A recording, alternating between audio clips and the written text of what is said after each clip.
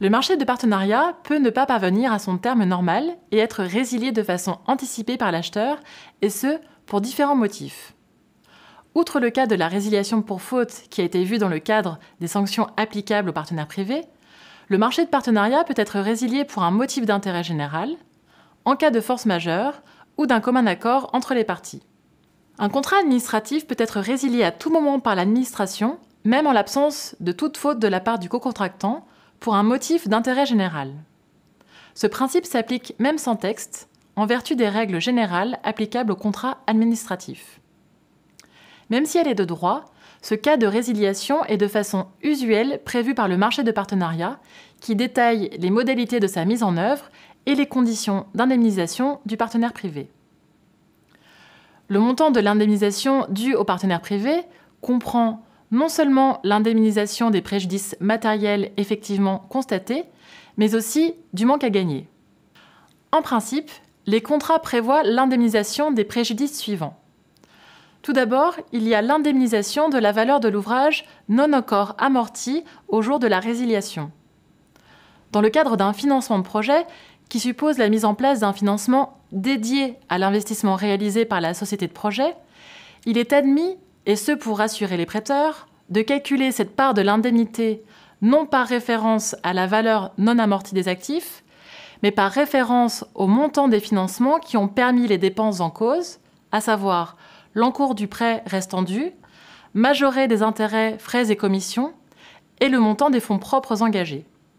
Ensuite, il y a l'indemnisation du coût de la résiliation des contrats que le partenaire privé a contractés pour la réalisation du projet.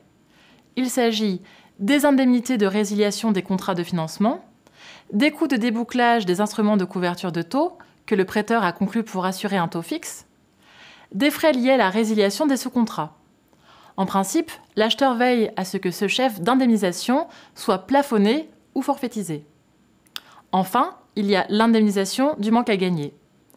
Sur ce point, il est courant de définir à l'avance les modalités de calcul de son montant et de le limiter, notamment si la résiliation intervient très tôt dans l'exécution du contrat. Les indemnités de résiliation au titre de certains contrats ménagent la possibilité pour l'acheteur de reprendre les sous-contrats afin de garantir la continuité du service. Dans ce cas, aucune indemnité à ce titre n'est due.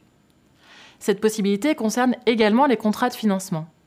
À noter cependant que cette reprise, si elle peut être imposée tant aux partenaires privés qu'à ses banques, nécessite une adaptation de la documentation de financement en raison du changement de contrepartie. Enfin, il est rappelé que l'indemnité due au partenaire privé qui correspond au montant de l'encours du prêt qui fait l'objet d'une cession d'AI acceptée doit être versée directement et irrévocablement au prêteur. S'agissant de cette part d'indemnité, elle peut être soit payée en une fois au prêteur, soit au fil de l'eau, conformément à l'échéancier de paiement initialement prévu. Dans ce second cas, il est nécessaire d'adapter la documentation de financement, car ce crédit ne peut survivre dans les mêmes conditions que si le contrat de couverture de taux associé est également maintenu. La résiliation du contrat de partenariat peut également être prononcée en cas de force majeure.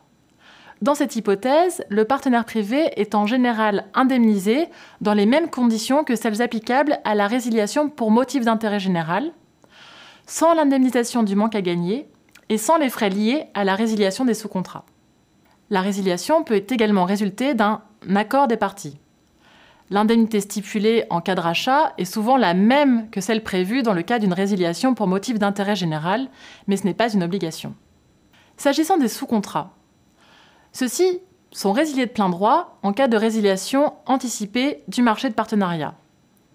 Conformément au principe de transparence, les sous-contractants ne peuvent obtenir d'indemnisation de la société de projet que si celle-ci a effectivement perçu une indemnité de la part de l'acheteur. Ils supportent en outre l'éventuelle indemnité à verser à l'acheteur en cas de résiliation du marché de partenariat pour une faute qui leur serait imputable, et ce, dans la limite de leur plafond global de responsabilité. À cet égard, nous rappelons l'importance du bon dimensionnement de ce plafond de responsabilité qui doit garantir aux banques la prise en charge des pénalités, des surcoûts liés à l'exécution du contrat, mais aussi des éventuelles sommes dues à l'acheteur en cas de résiliation anticipée du contrat. Les sous-contrats prévoient également des cas de résiliation autonome du cas de résiliation du marché de partenariat. Ainsi, un premier cas de résiliation autonome réside dans la possibilité pour la société de projet de résilier le sous-contrat pour faute du sous-contractant. Il s'agit ici d'anticiper les conséquences de la défaillance du sous-contractant et d'éviter la résiliation du marché de partenariat. Cette résiliation permet de se délier du sous-contractant défaillant et de le remplacer de façon à rétablir de bonnes conditions d'exécution du sous-contrat.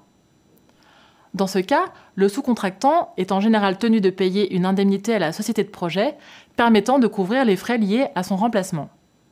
En outre, un cas de résiliation pour faute de la société de projet peut également être prévu. Cette résiliation est encourue en cas de non-paiement du sous-contractant.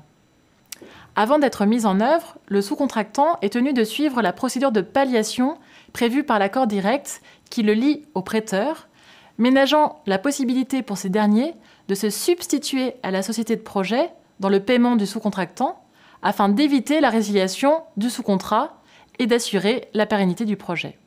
Enfin, voyons les clauses relatives aux ouvrages et aux services.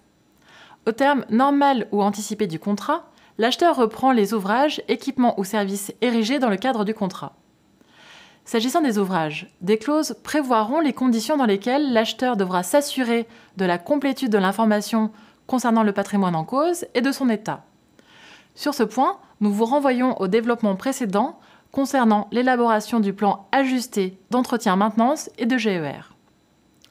En outre, des clauses permettant la réversibilité des prestations peuvent être prévues. Ce sont des clauses définissant les opérations techniques à mettre en œuvre pour permettre à l'acheteur de reprendre la gestion des services qu'il avait jusque-là confiés aux partenaires privés.